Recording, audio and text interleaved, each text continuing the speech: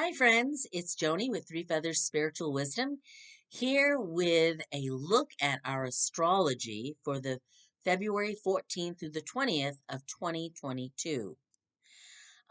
There's a number of things going on. Usually I combine, or at least the last few weeks, I've combined a little bit of astrology in the video that I do for the weekly intuitive message. However, this week there's a few things, and it would have lengthened that video and made it too long. So I thought I would do a separate video. I want to thank you for liking, commenting, sharing, and subscribing. I really appreciate your support. So let's dive in. Happy Valentine's Day on February 14th. Mercury will be moving that day into Aquarius. And this is great because Mercury is getting closer to the point at which it turned station and went retrograde in Aquarius. We've almost reached that point. It will be on February 24th when Mercury passes that point and will be out of its shadow period. So right now, we may still be dealing with some resolving some of the miscommunication that happened when Mercury was retrograde, or maybe there was technical issues that cropped up during the retrograde. So you're still getting those ironed out and the miscommunication resolved. If it, and then soon this will all be going forward, and the mind and Mercury and communication will be even clear more clear. So if you've been waiting for clarity about something, it may very well come after Mercury passes that shadow point. Okay? So the other thing I want to mention about it is Mercury is the planet of the air element of the mind. It's how we take in information, how we communicate information, and it's moving into Aquarius, which is an air sign.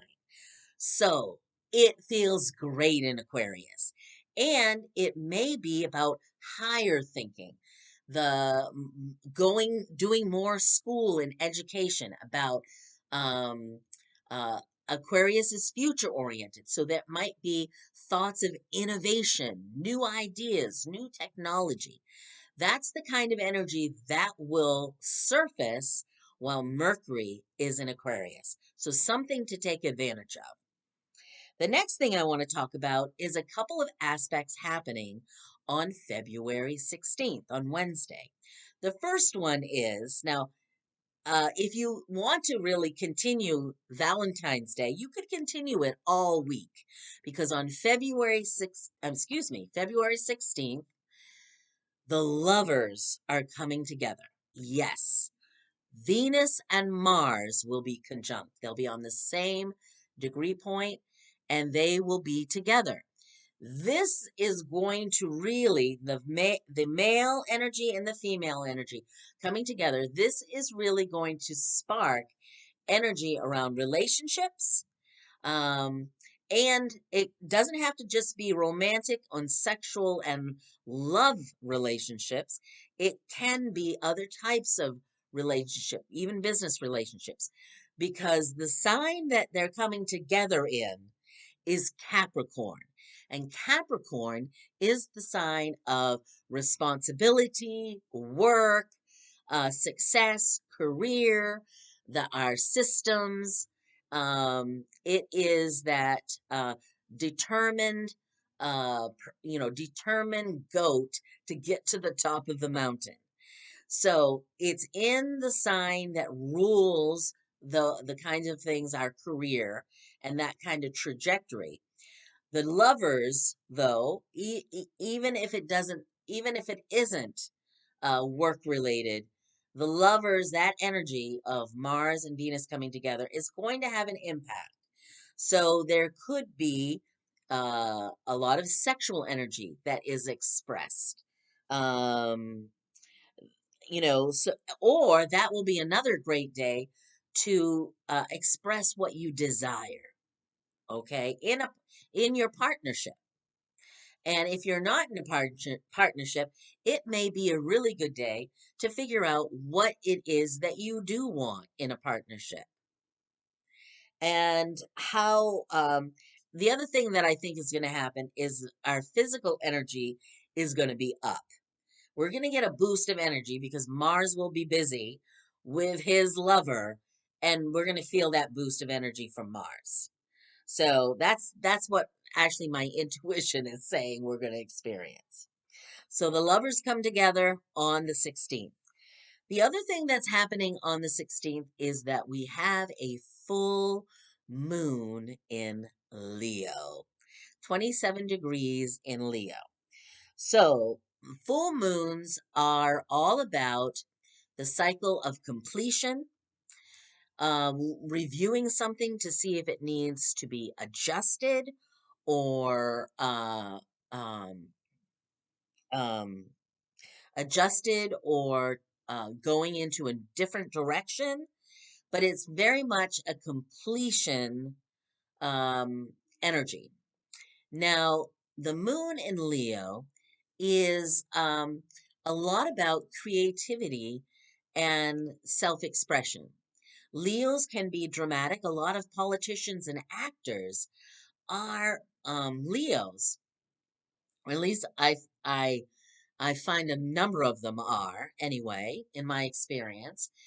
And so those are people who like to express themselves. They're not afraid to express themselves to a whole lot of people. So there might be issues around how uh, you we all express ourselves. What keeps us from expressing our desires, our wants, our boundaries, our our values, and so that's something to look at with the full moon in Leo. The other thing is it's definitely an expression of love. Leo is very generous of the heart. It's Leos live in their heart chakra. And so with the lovers also happening that day with Mars and Venus, there might be lots of expressions. Maybe it's a good day to write a love letter.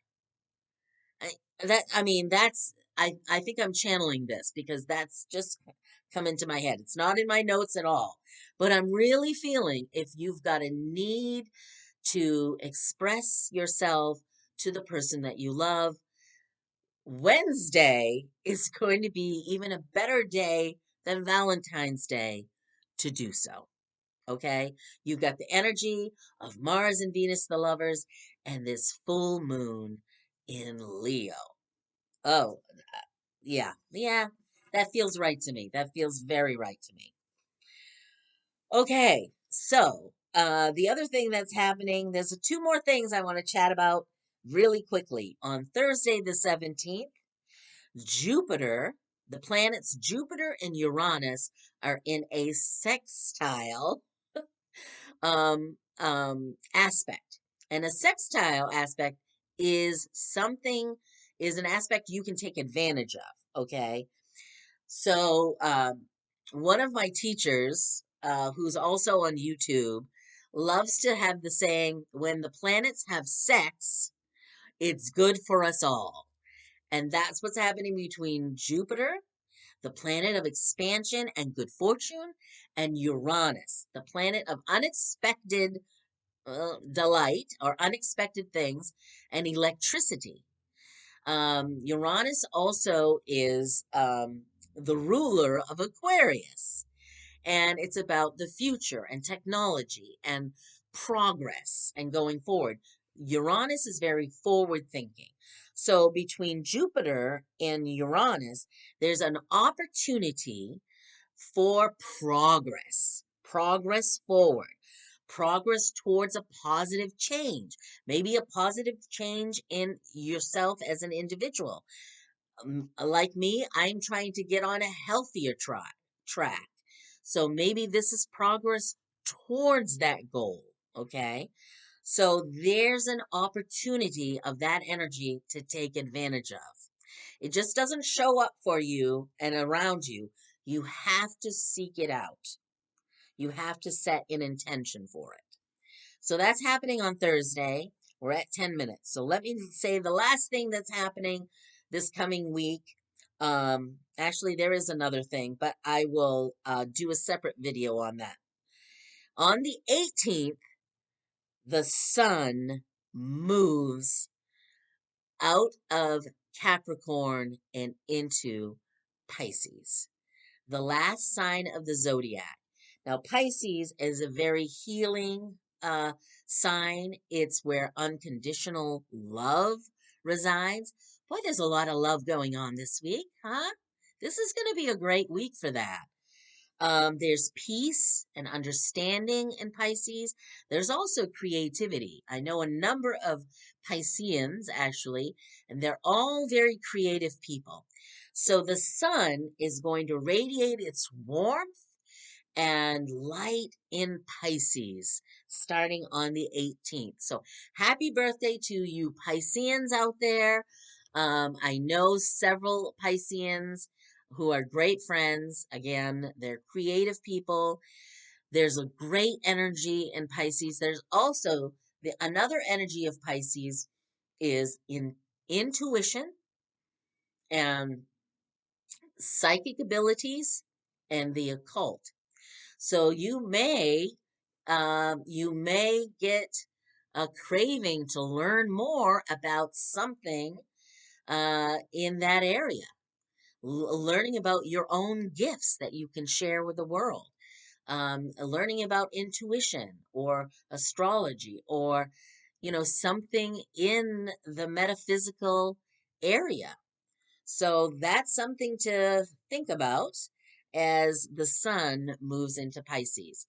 There is one more thing that I do want to mention that I need to do more research on that um, has intrigued me for quite a while, and that is Pluto. Pluto this year has returned to its placement. And I think I mentioned this in the Astrology of 2022 video that I did at the beginning of the year. I will link that below. Um, Pluto, it takes 200 and something years for it to navigate and make a circle around the sun.